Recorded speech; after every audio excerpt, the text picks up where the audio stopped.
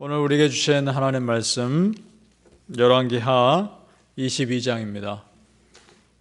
열왕기하 22장 8절에서 13절까지 말씀입니다. 구약성경 601페이지에 있습니다. 열왕기하 22장 8절에서 13절까지 같이 읽겠습니다.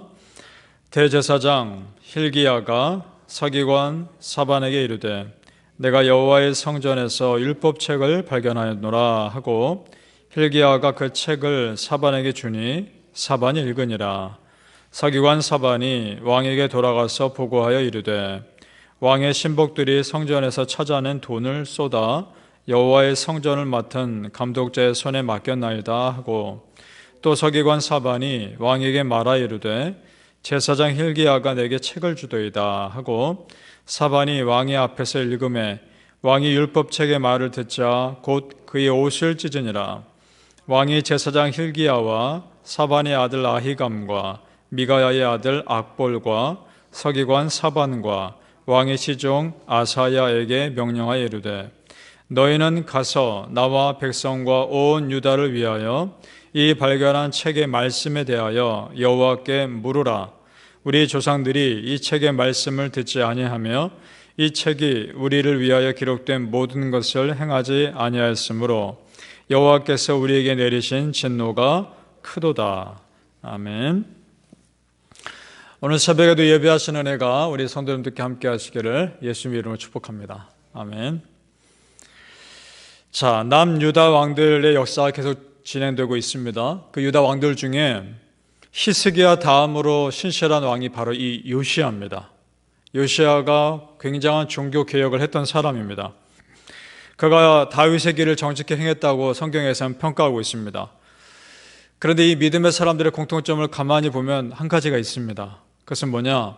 하나님의 성전을 소중하게 여겼다는 겁니다. 성전을 참 귀하게 여깁니다. 그것이 공통점입니다. 오늘 우리 22장 읽었는데 5절 6절 한번 보시기 바랍니다. 좀 위로 올라가서 5절 6절을 제가 읽겠습니다. 여호와의 성전을 맡은 감독자의 손에 넘겨 그들이 여호와의 성전에 있는 작업자에게 주어 성전에 부서진 것을 수리하게 하되 곧 목수와 건축자와 미장이에게 주게 하고 또 제목과 다듬은 돌을 사서 그 성전을 수리하게 하라. 아멘. 성전을 고치고 수리하게 하고 수축합니다. 그 의미가 뭘까요? 예배를 다시 회복한다는 뜻입니다.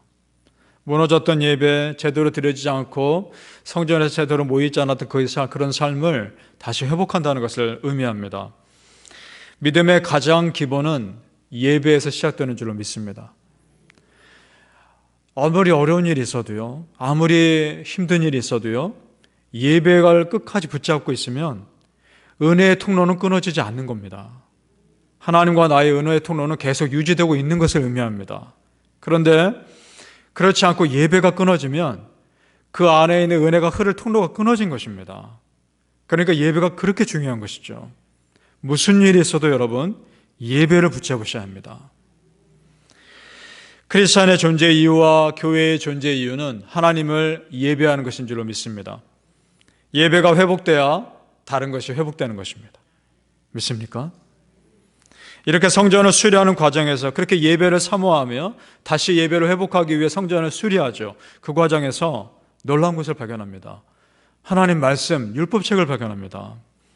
아마도 모세가 기록한 말씀으로 추측됩니다. 10절에서 11절을 제가 다시 읽겠습니다.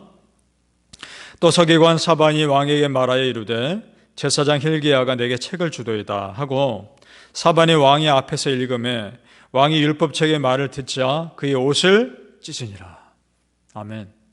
옷을 왜 찢었을까요? 두 가지 이유가 있을 겁니다. 첫째는 이 율법의 말씀대로 살지 않았던 조상들을 생각하면서 안타까웠던 겁니다. 우리 조상들, 우리가 이렇게 하나님 말씀이 있음에도 그렇게 살지 못했구나. 회개하는 것이죠. 또 하나는 이것이 중요한데요. 하나님의 말씀이 발견되어야만 하는 현실이 안타까웠던 겁니다. 여러분, 어떻게 하나님 말씀이 오랫동안 묻혀있다가 발견될 수 있습니까? 그 얘기는 잊혀졌다는 얘기 아닙니까? 그것도 어디서요? 성전에서. 하나님의 말씀이 성전에서 가르쳐지지도 않았고 읽혀지지도 않았고 오랫동안 잊혀졌기 때문에 오랫동안 몰랐던 말씀이 발견된 거 아닙니까? 그 자체가 너무나 안타까운 것이고 그것이 이스라엘의 영적인 현주소를 말해주는 것이기 때문에 옷을 찢고 괴로워했던 겁니다. 여러분, 우리 각자 집에 성경책들 많이 있으시죠?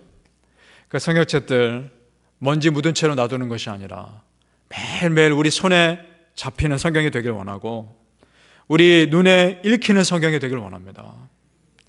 어쩔 때 찾는 말씀이 아니고 필요할 때만 찾는 말씀이 아니고 매일 항상 말씀을 여러분 옆에 가까이 두시기를 간절히 소망합니다. 사사시대라고 있습니다. 구약에 이스라엘의 왕이 없고 어떤 능력이 있는 사람, 하나님 능력 주신 사람이 왕 대신 다스리는 시대가 있었습니다. 사무엘이 살던 시대가 사사시대였습니다. 그때 이렇게 말하죠. 사무엘 3장 1절에 아이 사무엘이 엘리 앞에서 여호와를 섬길 때에는 여호와의 말씀이 희귀하여 이상에 흔히 보이지 않았더라. 아멘. 말씀이 희귀하여라고 되어 있습니다. 그만큼 이스라엘 백성들이 말씀을 가까이 하지 않은 겁니다. 희귀했던 겁니다. 그리고 하나님과 이스라엘 백성 사이에 말씀의 끈이 끊어졌던 겁니다. 그래서 사사기를 한마디로 표현하면 이렇게 표현합니다. 사사기 21장 25절에 그때 이스라엘의 왕이 없으므로 사람이 각기 자기 소견에 오른 도를 행하였더라. 이것이 한마디로 표현한 겁니다. 그러니까 말씀이 기준이 아니고 내 생각과 내 기준이 그 삶의 기준이었던 거죠. 내 생각, 자기 경험이. 그러면 질서가 무너지는 겁니다. 지금 우리가 사는 세상이 그런 세상인지도 모르겠습니다. 자기의 생각과 자기 기준이 우선인 그런 세상이죠. 포스트 모더니즘 세상입니다. 이 포스트 모더니즘이 뭐냐면 너도 옳고 나도 옳다는 거 아닙니까? 거기서 어떤 말이 나오느냐? 그러면 기독교도 옳고 다른 종교도 옳다 이런 말이 나오는 것이고 다른 종교에도 구원이 있다라는 말이 거기서 나오는 것입니다. 지금 우리가 사는 세상이 그런 세상입니다. 그런데 여러분, 우리는 분명히 믿습니다. 우리 믿음의 사람의 삶의 기준은 오직 말씀인 줄로 믿습니다. 그리고 우리의 구원의 기준은 오직 예수님을 믿느냐 믿지 않느냐인 줄로 믿습니다. 요시야 왕이 그렇게 믿음대로 살려고 하고 예배를 회복하려고 하자 하나님께서 은혜를 주신 거죠. 그 오랫동안 묻혀있던 말씀이 발견되게 하신 겁니다. 하나님은 은혜를 구하는 자에게, 은혜를 찾는 자에게 은혜 주시는 분인 줄 믿습니다. 여러분, 하나님의 은혜를 찾고 구하는 자에게 지금 하나님께서 말씀을 찾게 하셨다는 것이 무슨 의미입니까? 생각해 보면 이런 겁니다. 말씀만이, 여호와 하나님의 기록된 말씀만이 우리 삶의 가장 기본이 되는 은혜의 통로라는 의미인 줄 믿습니다. 시편 119편 105절에 이런 말씀이 있죠. 주의 말씀은 내 발의 등이요 내 길의 빛이니이다. 아멘. 바람의 성도님들, 오직 우리 성도님들의 삶에 하나님 말씀이 등이요 빛이 되시는 은혜가 넘치시기를 예수님 이름으로 축복합니다. 아멘. 자, 요시야 왕이 이 말씀을 발견하고 하나님의 뜻을 정말 알고 싶었던 겁니다. 이 말씀에 기록된 뜻이 정말 뭡니까? 그래서 신하들 시켜서 선지자에게 보냅니다.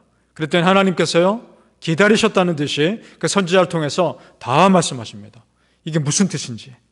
이런 뜻입니다. 말씀대로 살지 않으면 하나님의 계획된 진노의 불이 임할 것이다. 회개하라는 거죠. 그걸 있는 그대로 말씀하십니다. 17절에 보니까 이렇게 표현하고 있죠. 내가 이곳을 향하여 내린 진노가 꺼지지 아니하리라.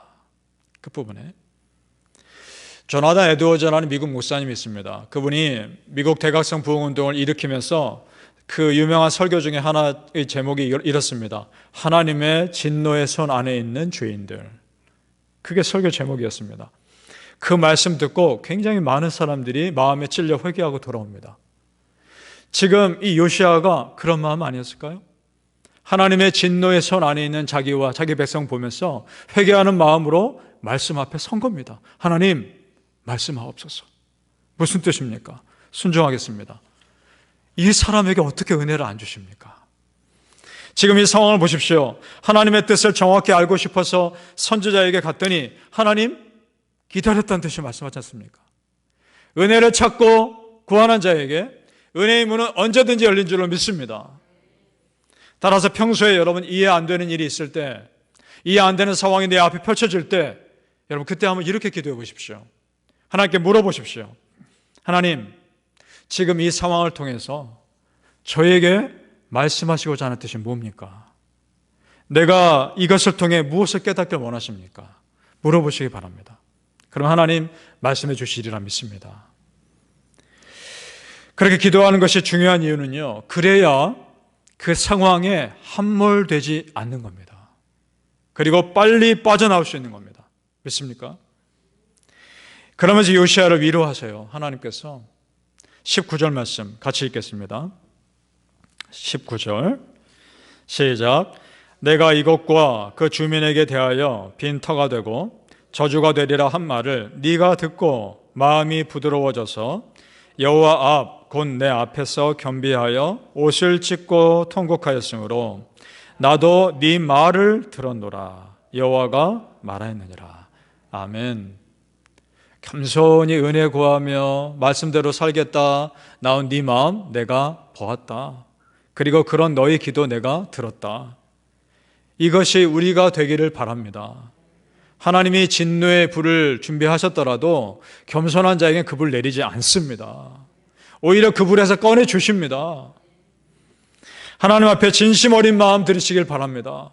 마음으로 하나님 앞에 나온 사람 어떻게 하나님 축복하지 않습니까? 하나님께서 믿음의 사람, 그 은혜 가운데 말씀 듣고자 순종하고자 하는 자 반드시 축복하시는 줄로 믿습니다. 그런 공동체 반드시 부흥시키시는 줄로 믿습니다. 저는 믿습니다. 우리 뉴욕 십자가 교회에 속해 있는 믿음으로 살려고 하는 여러분 가정 한 가정 한 가정 하나님 축복하십니다. 그리고 우리 공동체 반드시 부흥시키십니다. 지금 우리가 그런 귀한 과정 가운데 있는 겁니다. 여러분 그 과정 가운데 어떤 상황에서도 이겨내십시오. 흔들리지 마십시오. 하박국 3장 2절에 이런 말씀이 있습니다. 여호와여, 주는 주의 일을 이 수년 내에 부응하게 하여 주시옵소서. 이 수년 내에 나타내시옵소서. 진노 중에라도 긍휼을 잊지 마옵소서. 아멘. 우리 성도님들 부흥케 하시고 긍휼을 잊지 아니하시는 하나님의 은혜가 우리 성도님들의 그 가정과 우리 교회 위에 충만하시기를 예수님의 이름으로 축복합니다. 아멘. 기도하겠습니다. 아버지 하나님 믿습니다. 하나님 말씀대로 살려고 노력하고 하나님 은혜의 끈 붙잡으려고 하는 자에게 하나님은 은혜의 문을 활짝 여시는 줄을 믿습니다. 하나님 그런 자를 축복하시는 줄을 믿습니다. 우리 성도님들의 가정 한 가정 한 가정이 다 그렇게 되게 하여 주시옵소서. 그리고 우리 교회가 반드시 부흥케 되시는 역사를 이루실 줄로 믿습니다. 하나님께서 원하시는 믿음의 삶 살고자 오늘도 노력하며 오늘도 예배의 자리에 나오며 오늘도 기도의 자리에 나오며 말씀의 끈을 붙잡는 은혜의 백성들 다 되게 하여 주시옵소서. 그래서 말씀대로 이루어지는 역사가 있게 하여 주실 줄로 믿습니다. 감사하며 예수님 이름으로 기도합니다. 아멘.